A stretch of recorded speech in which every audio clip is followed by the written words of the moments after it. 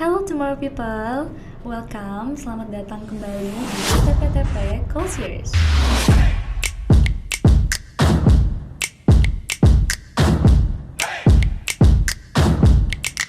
Selamat datang di episode perdana di TPTP Call Series.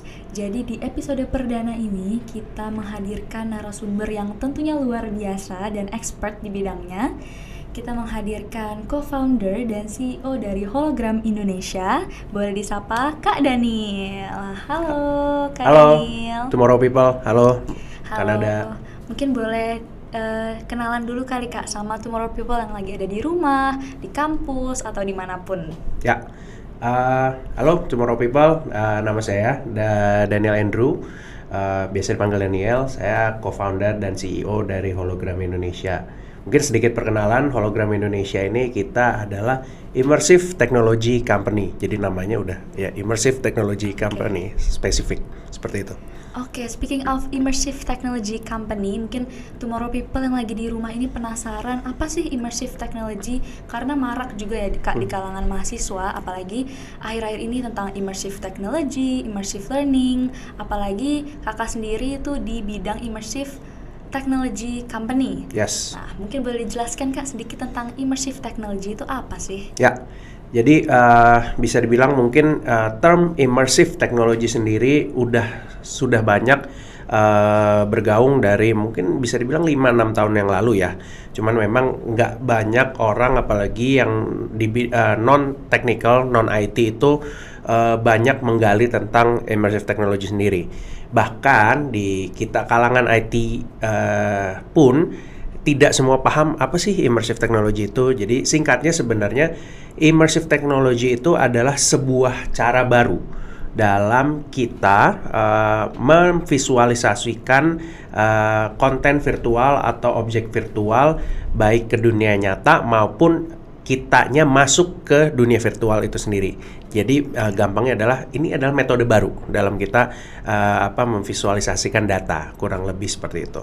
Sebelumnya apa sih yang membuat Kak Daniel tertarik untuk akhirnya mencetuskan atau mendevelop cara baru, model baru ini? Ya, jadi sebenarnya mungkin sedikit koreksi, bukan saya yang mencetuskan model baru ini, tapi teknologi ini memang sudah ada dari sejak kurang lebih 2014 sebenarnya. 2014. Dan kebetulan karena memang bisa dibilang kembali lagi basicnya karena saya passion.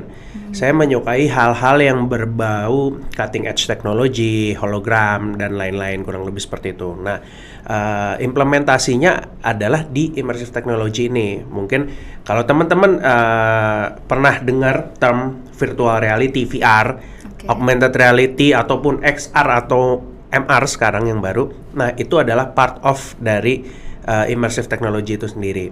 Nah awal mulanya dulu kebetulan waktu kuliah tesis saya itu tentang augmented reality, gitu karena memang buat saya itu hal yang menarik gitu kan dulu kan apalagi ya zaman kita AR itu pertama kali diperkenalkan itu kan, kita bisa melihat objek-objek digital di dunia nyata gitu walaupun dengan smartphone kita waktu itu ya modelnya. Itu tahun berapa tuh Kak? Kira-kira boleh di-spill nggak? Itu saya 2014 waktu tesis. 2013 waktu tesis. 2013. Seperti itu. Kebetulan mungkin aku masih SMP waktu itu. Wah, jauh berarti bedanya.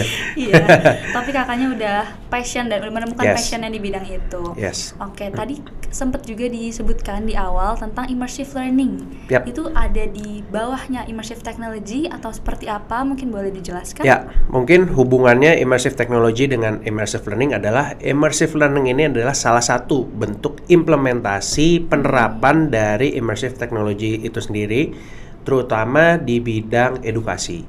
Jadi goals dari immersive learning ini adalah bagaimana kita bisa memanfaatkan teknologi immersive tadi, baik itu AR ataupun VR ataupun mixed reality atau XR.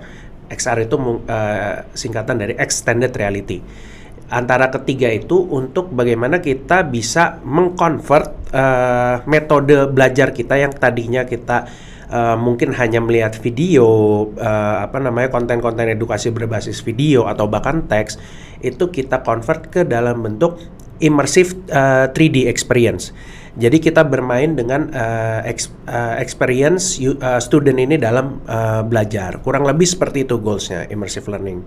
Oke, kebetulan juga aku sempat ngobrol-ngobrol sama anak dari IPB bahwa ada juga yang menggunakan virtual Reality. realities untuk di penelitiannya. Tapi kita nggak akan bahas sekarang, Ya. jadi teman-teman saksikan terus aja, nanti kita akan bahas.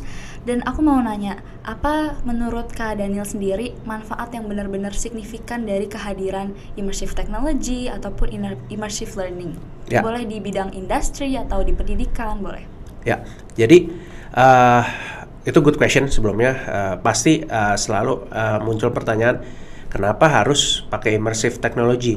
Kan kita bisa lihat video aja sebenarnya. Iya. Video pun bisa dalam bentuk 3D kan. Bisa. Kartun-kartun itu 3D gitu. Iya. Pertanyaan selanjutnya, kenapa harus immersive? Kenapa harus repot? Jadi ada satu poin di mana pasti kamu pernah dengar bahwa image atau picture itu berbicara 1000 kali lebih jelas atau lebih merepresentasikan ketimbang teks. Betul. Video berarti lebih bagus lagi. Nah, sekarang pertanyaan selanjutnya, setelah video, breakthrough selanjutnya apa? Kita mungkin sudah 20 tahun terbelenggu dengan layar. Tapi tidak ada next innovation lagi. Nah, sebenarnya immersive ini adalah next innovation di mana kita bisa berinteraksi langsung dengan si objek virtualnya tanpa terbelenggu oleh layar lagi. Jadi kita benar-benar no boundaries antara si usernya dengan objek virtualnya. Benefitnya apa dengan seperti itu? Ada beberapa case, beberapa bidang studi. Kita ambil contoh medical. Oke.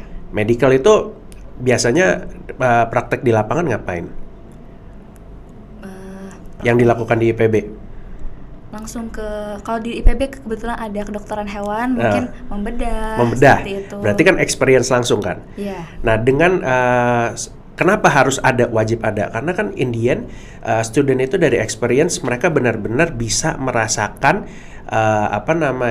sentuhan dengan si objeknya, touch and feel-nya seperti apa. Betul. Memang secara immersive technology belum sampai sentuhan, tapi paling nggak secara environment-nya kita bisa create sama seperti dengan environment mereka melakukan uji praktek real di lapangan. Benefitnya apa? Kadang seringkali biasanya untuk kita kalau mengadakan praktek lapangan seperti itu dibutuhkan tempat, dibutuhkan juga mungkin bahan uji cobanya, perlu waktu dan cost lebih banyak. Tapi ketika kita bisa lakukan secara virtual, kita bisa create environment-nya secara virtual, objek-objek uji cobanya secara virtual, kita satu bisa mengurangi cost. Kedua, kita bisa lakukan itu di mana saja. Betul. Karena untuk menggunakan VR kan kita cukup pakai VR headset, kita langsung experience seperti itu. Kurang lebih benefitnya adalah di reduce cost sama time efficiency, kurang lebih seperti itu. Menarik sekali ya, Tomorrow People. Nah, selanjutnya tadi kita udah sempat dengar dari Kak Daniel bahwa immersive learning atau immersive technology itu ada AR, VR, dan juga MR, mixed reality.